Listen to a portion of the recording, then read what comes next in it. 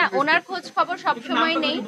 এবং জায়েদ খান ভাইয়া আমার মেয়েরও খোঁজ খবর নেয়, জিজ্ঞাসা করে যে মামুনি কেমন আছে, লাস্ট কথা হচ্ছিল। তো আমার মেয়ে নতুন ডিগবাজি দেওয়া শুরু করেছে, মানে ও ফোনে দেখেছে যে জায়েদ খান ভাইয়া ডিগবাজি দেয়, মানে আমি তো ভিডিওগুলো দেখি, ওর বাবা দেখে, তো আমার মেয়ে নিজে নিজে চেষ্টা করছে। তো ওটা আমি ভিডিও করে আবার জায়েদ খান ভাইয়াকে পাঠিয়েছি যে ভাইয়া দেখেন আপনার ফলোয়ার মাত্র 2 বছর বয়সে এখনই ডিগবাজি দিচ্ছে। তো ভাইয়া আবার বলেছে হ্যাঁ আমার একদম ছোট্ট ভক্ত।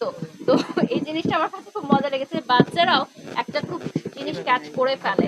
এবং ডেফিনেটলি আমরা মিস তো করি, আর্টিস্টরা সবার মনে বেঁচে থাকে, সে যেখানেই থাকুক, দেশের যে প্রান্তেই থাকুক, অন স্ক্রিন থাকুক, অফ স্ক্রিন থাকুক। এই যে আপনি আজকে মনে করলেন, এভাবেই মানুষের মনে ভালোবাসার জায়গায় বেঁচে থাকে।